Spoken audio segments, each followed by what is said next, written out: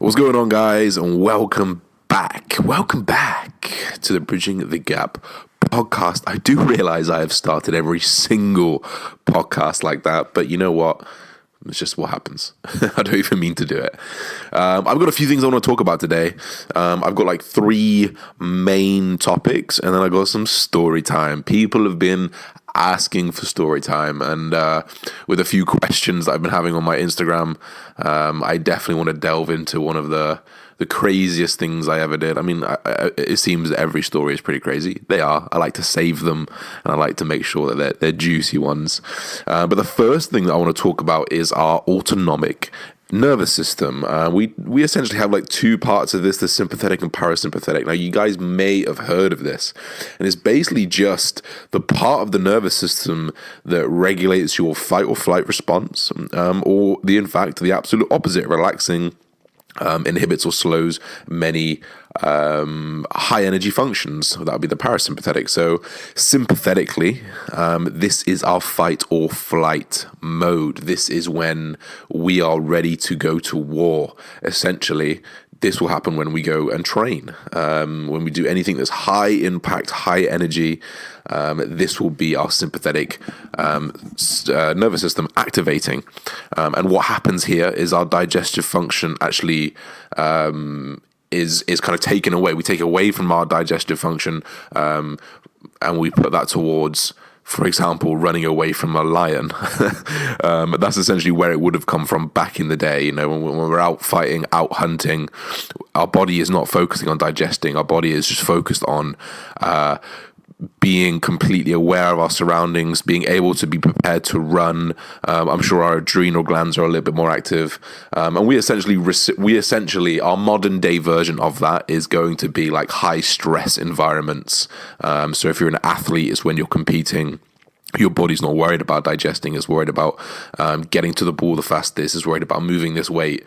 And essentially what your body is doing here is increasing your blood flow to your muscles, it's increasing oxygen delivery to your muscles, it's probably bringing up your adrenaline release into your body so you perform at a higher level. And it's not concentrating on basic things like relaxing, recovery. You're actually probably not recovering at all, which is why we do say that the most catabolic you can be is when you're training, because your body is not trying to recover, which is where the anabolism happens. It's actually just trying to perform.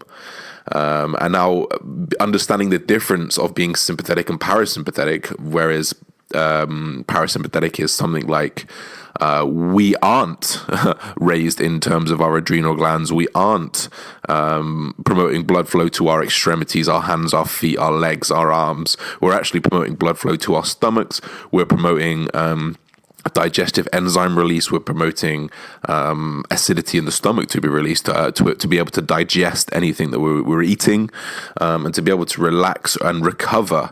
If we go back to the ancient version of this, you know, we're sympathetic, we're chasing down our food, we've killed our food, and now the body needs to go parasympathetic so that you can absorb that kill, and while you're eating that kill, you can go parasympathetic and absorb more of that and go into recovery and anabolic mode. And I think this is something that's often overlooked in the fitness industry. You may remember a few years ago, probably when I first started getting into it, so a good 7 or 8 years ago, I used to go into the gym, and on the wall there used to be are you having your protein shake post-workout? Because there's an anabolic window. Actually, that anabolic window is a myth. We know it is a myth in terms of like feeding yourself immediately post-workout, because guess what? You're still in a sympathetic state. Your body is still heightened, your heart rate is still up, your body is still flowing blood to and from, trying to remove lactic acid, trying to push more oxygen to the muscles to run, because it doesn't understand that it's finished yet. So you need to understand how to draw a line between sympathetic and parasympathetic. And generally speaking, this is how I would run it. So I enter my session, I do things to turn on my sympathetic nervous system. For example, I warm up. That is a basic form of readying your body for war, readying your body for activity. So you know what? I'll go through my motions. I'll get my blood flowing. I'll raise my heart rate up gradually, instead of just going full all out, because you're just going straight from a parasympathetic to sympathetic. It's not going to be an easy transition. Instead, I ease into it. I slowly bring my heart rate up. I slowly move blood around my body. And I tell my body, I get it ready to be sympathetic, to be into fight or flight mode, and to be able to put everything into it. And that's what I do. And then once that's over, to be able to turn myself into PNS, parasympathetic, and to be able to put myself into the position to recover and to absorb the nutrients I'm about to put into it, there are things that I do, just like I would do to put myself into sympathetic. There are things that I do to put myself into parasympathetic. Here's what I do. So I finish my session. I will not eat for at least 45 minutes most of the time. I take my heart rate after about half an hour after my session, and generally speaking is nearly down to resting. My resting heart rate is about 62 beats per minute at the moment. So anywhere under 70, I'm happy and I'm ready to consume. The reason is because we are essentially down regulating our heart rate, down regulating our blood flow, and our movement of all the nutrients, all the oxygen, all the blood around the body. And we are readying ourselves to absorb that food that we need. And I think drawing that line between sympathetic and parasympathetic is something that I've learned more than anything this year. And essentially recovery is what I've learned more than this year. Sleep, everything to do with sleep, everything to do with when to fuel yourself, how to fuel yourself. All of this is done in a parasympathetic state. Now, we do have a few supplements that can take us into a parasympathetic state. For example, a lot of zinc and magnesium supplements. They can help promote a PNS state and help us down-regulate our heart rates. It can help us go into that position to be able to absorb more food. And actually, there is a little bit of research into consuming food straight away after a workout.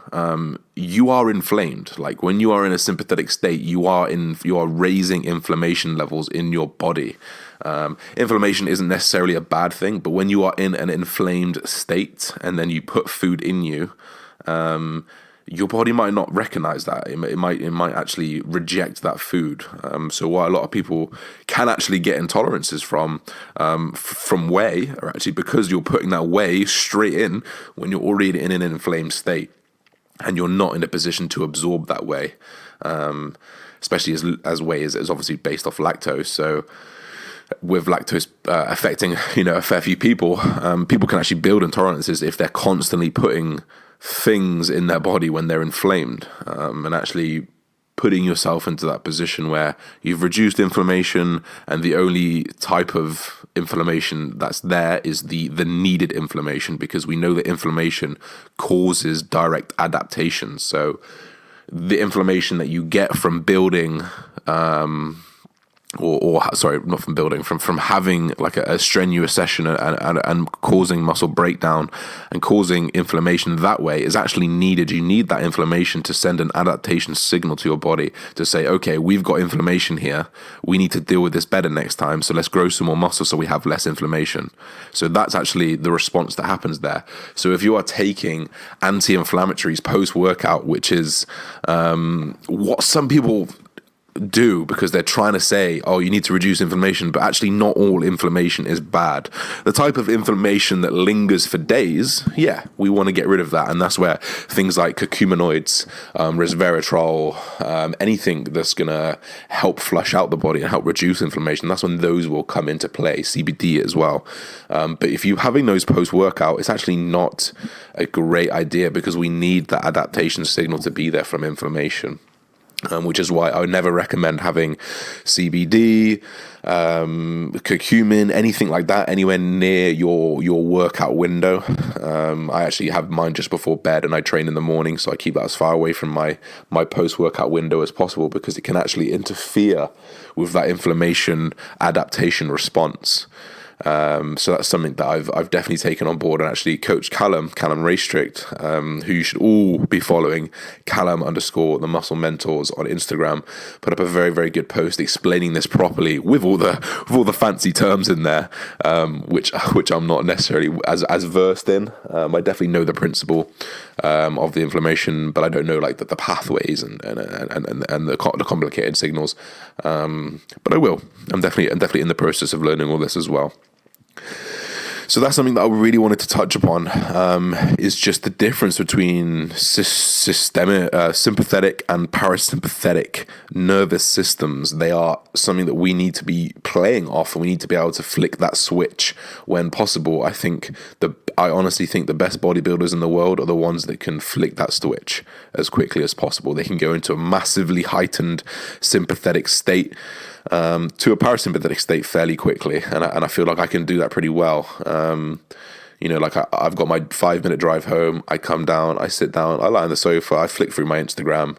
I don't worry about doing work or anything like that. I just chill. 20 minutes later, 10 minutes later, I put my food on, and then by the time it's all cooked, 45 minutes later, I'm sat down. My breathing has become more regular. My heart rate has become more regular, and I'm in a position to absorb nutrients and begin my recovery process. So I think that's something that you guys can really take from that first part of the podcast, is learning to make that switch, and don't worry about piling in food and that post-workout anabolic window, because there's not necessarily such a thing.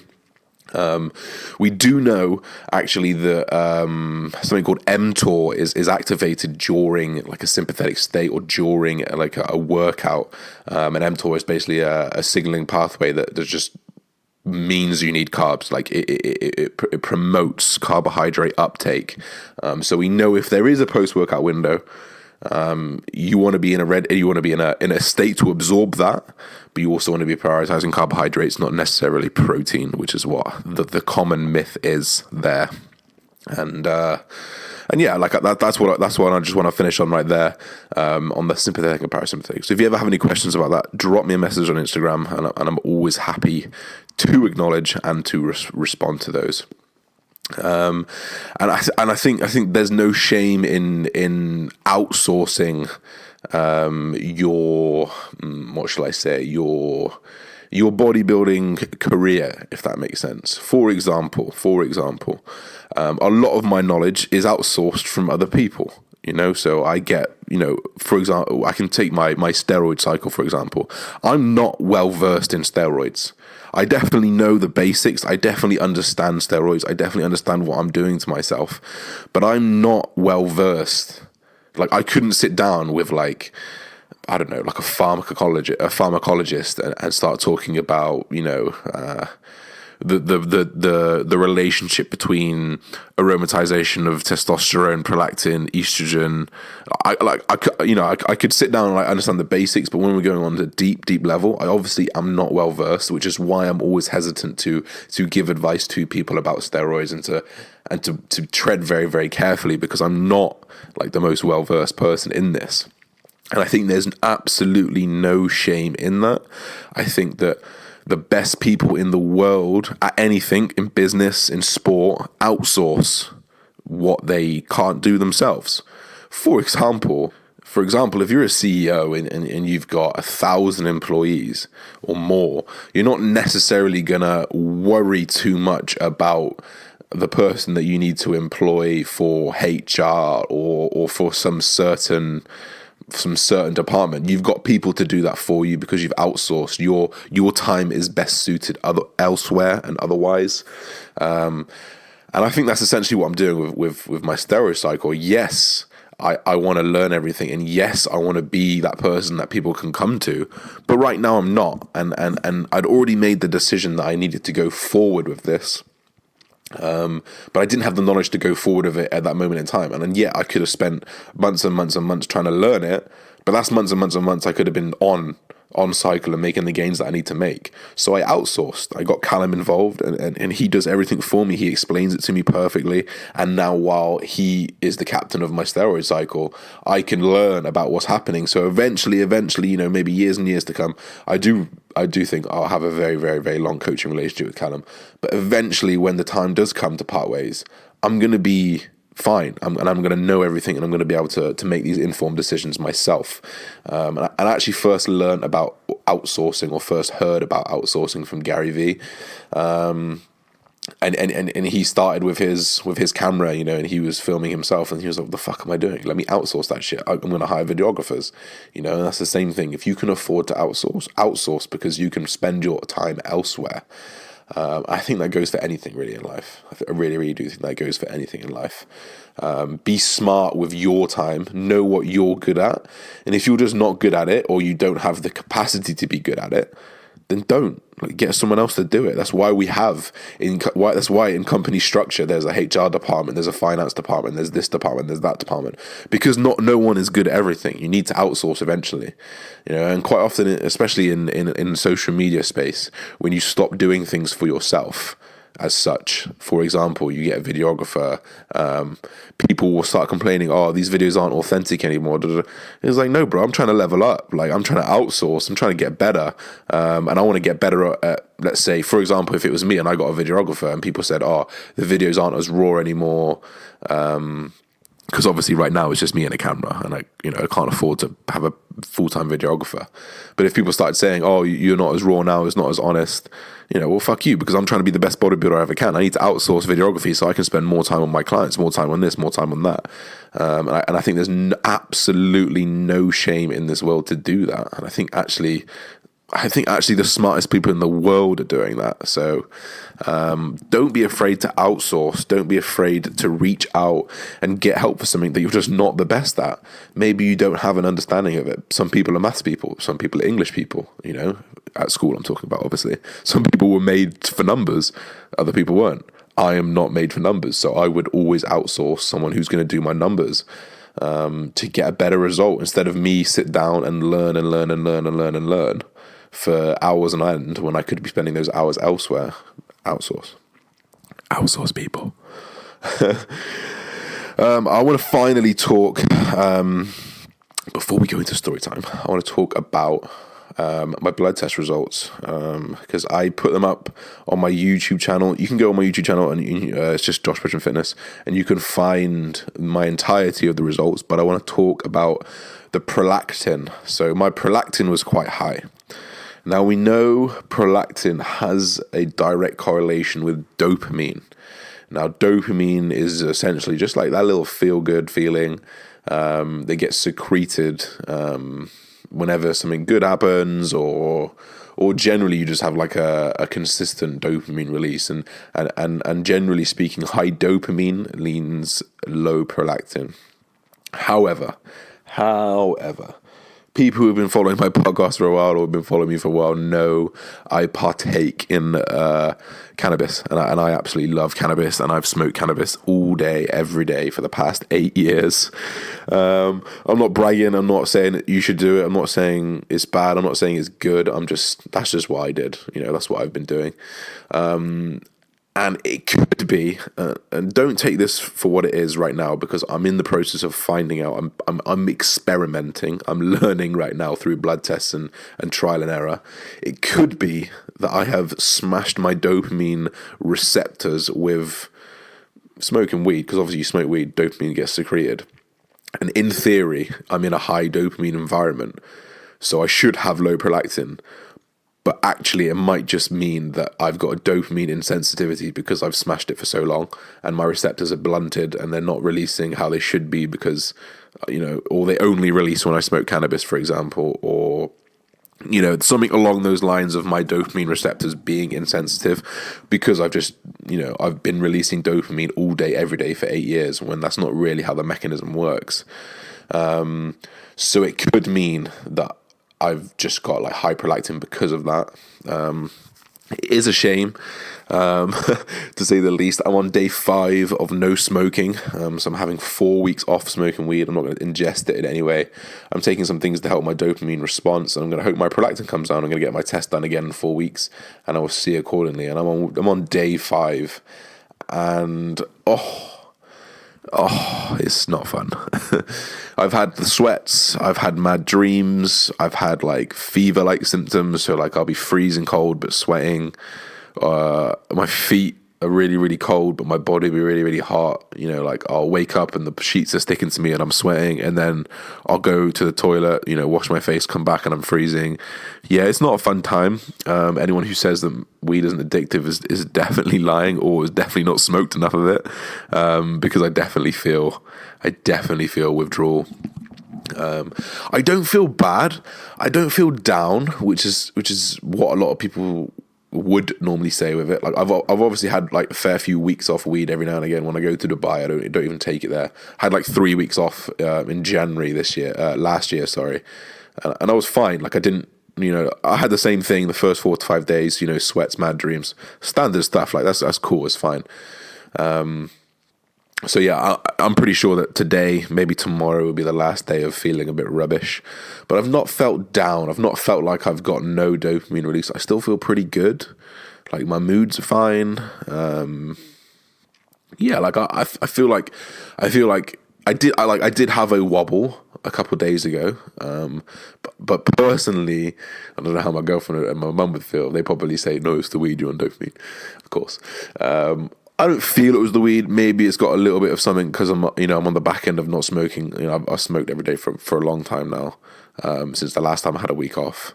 So yeah, maybe I'm a little bit down. I had a little bit of a wobble, self-doubt, just a bit like, am I cut out for this bodybuilding? Do I have the genetics for it? And I did have a wobble. I don't know if it's related to weed, but you know what? It might be. So it's hard to say. I'm just trying to spit my thoughts out onto a podcast, really. But yeah, like that's how it feels to stop smoking weed if you've been smoking weed for a long time.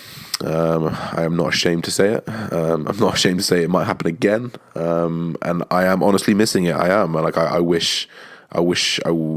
it doesn't have an effect on my prolactin and I can just change it some other way. But I do think it was a blessing in disguise. I don't think being a heavy user of any type of psychoactive ingredient, so anything that changes your state of mind to a certain extent, I definitely think weed is obviously like a very, very good thing in this world. But if you are a heavy user of anything, that's not a good thing. There's no two ways about it. You know, I wasn't being smart. I was being consciously ignorant, should we say. I kind of knew what was happening, but I just enjoy it so much I kind of ignored it, you know. And that's what people do when they're in denial. Denial is not only a river in Egypt. I love to say that line. And I was definitely in denial for a long time. Like I shouldn't have been smoking that much. I definitely relied on it, I would say. You know, like I wanted to be high all the time, or I want to be high all the time. But that's not right. You know, you need to use it as a treat, something to enjoy in the evening, maybe not first thing when you wake up every single day. That's definitely not the smartest way to do it. Oh my god, these podcasts get worse, don't they? Anyone who listens to these for the first time, you'll be like, who's this fucking crackhead? And speaking of crackheads, I'm going to go into story time, and I'm going to talk about a time I took DMT. So I put on my podcast. Someone asked me actually on my Instagram yesterday, "Have you just DMT question mark?" And I said, "Yeah, I've tried a couple times." So here is my story of DMT. So I'm going to be as descriptive as possible. So if you're in a room, close your eyes. Imagine this. If you're in the car, just zone out, but keep conscious of the road and listen to my words. So, DMT. First of all, it's fucking harsh and it's like a rake going down your throat. So, the first time I tried it, it kind of failed. So, I'll talk about the second time where I put it with a little bit of weed, so it kind of smoothed it out. So, here we go. I've got the pipe. I've put the pipe in my mouth. I've got someone holding the flame over the pipe and someone holding the pipe, because once you take 2 or 3 puffs of DMT, you do go unconscious and you do get transported to a different world. Now, I ready myself. I take 2, 3 deep breaths and the guy lights it. One of my best friends lights it. He lights it. I take 1 big toke. And I breathe all the way out. As I breathe all the way out, everything starts to make a noise. Like that. Everything was just my eyes were making that noise, my ears were making that noise. People's faces were very slightly shaking, you know, like if you see a sound wave, very, very, very small waves. Everything was like that. And I'm like, oh shit, this is strong. I've taken acid, I've taken mushrooms, and they were both like strong, but this was just like, oh my God. And it's a bit daunting, and it's quite hard to take another toke. So, but you know, from what I've read, you need to take that second toke. So I take that second toke, and boom, everything turns to almost cartoonish. All the features, all the bumps on people's faces just became smooth and almost cartoon-like. And I was just like, whoa. That's what it felt like. Just like, whoa. Everything kind of just slowing down. And then I realized I needed to take another one. And I just didn't want to take that other one because it was so strong at this point. It's quite daunting, quite scary. But my friend, he's like, you need to take it. Not that I could barely hear him. It's like, you need to take it. And I'm like, okay. So he holds it over. One final toke. And before I even breathe it out, bang. I'm just transported. Everything goes black. And then what felt like 5-10 seconds, probably wasn't, just went pop, and I just went through this wormhole. Everything was just rushing at me. If you've ever seen Star Trek when they go into hyperspeed, that's what it was like. Everything, like going through a crazy tunnel. Everything just running past me, and it's like being in a roller coaster, and then you just hear this big pop, and you come through into this, you don't even want to call it like a magical land. You just come into this thing, this vision, this most awe-inspiring, I can't even describe it to you anymore. Like, I was amazed and in awe at different things every single second. So I'd look in one direction and be like, oh my God, that's the best thing I've ever seen. Look to the left. Oh my God, that's the best thing I've ever seen. And I start hearing these little voices, these little dancing voices saying, welcome, finally you're here. Welcome, finally you're here. And just chanting this over and over again. And everything is just, everything is beautiful. The most amazing colors I've ever seen, and feelings all over my body, like a every cell in my body was having an orgasm type thing, and just this whole body vibration of, it's so hard to explain. It's so hard to explain, especially after so many years ago as well.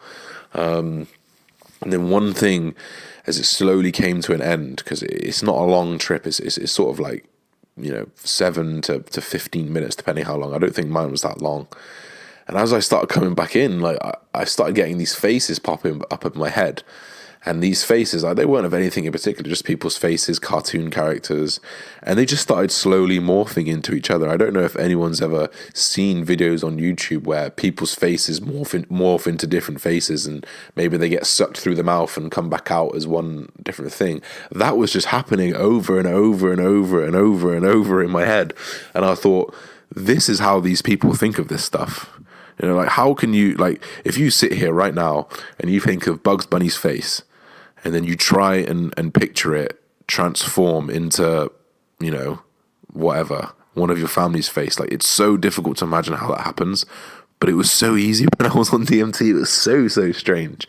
And just different faces morphing into each other, and it just repeated thousands and thousands of times. And then bang, I'm back in the room, and I just slowly open my eyes. Everything's the same as when I just left. So everyone's faces were smoothed over, slightly vibrating, that loud noise. And then it just slowly eased off. I waited about 2 minutes, and then my friends were just like, how was it? And I'm just like, I can't even remember. And I couldn't remember at the time. But yeah, it was crazy. I definitely didn't... it wasn't a negative experience. It was definitely a very intense experience. You definitely get a feeling of we're all fucking together. We're all intertwined. Every single one of us. No one's above one another. Everyone's going to the same place. Everyone is gonna die. Everyone is born. We're all the same. Everyone is for each other, and you get that feeling of unity across the world, and you kind of get it a little bit. You kind of get that that peace. That okay, cool. We're all here together, And that was it.